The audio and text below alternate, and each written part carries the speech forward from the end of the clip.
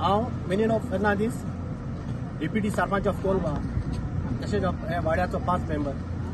हांव चडांत चड देव बरें करता म्हणटा आमच्या डॉक्टर प्रमोद सावंताक, कित्याक एकूच उल्याक तेणें आज हे म्हजे रस्ते बंद दवरलेले ते आज तेणें एकूच उतरान तेणें रस्ते चालू करून दाखयले म्हणून चड काळजांतल्यान देव बरें कर म्हणटा।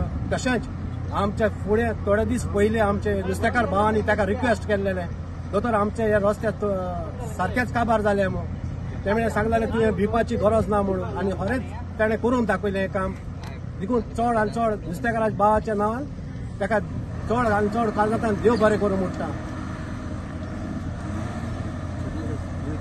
तशेंच गेल्या दिसांनी थोड्याचे रस्ते जावंक ना आनी ते जावंक ना कारण because of some internal issues.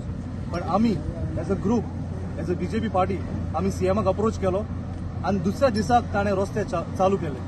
सो हांव काळजांतल्यान देव बरें करूं म्हणटा सीएमाक आमचे कोलवाचे रस्ते केले म्हणून।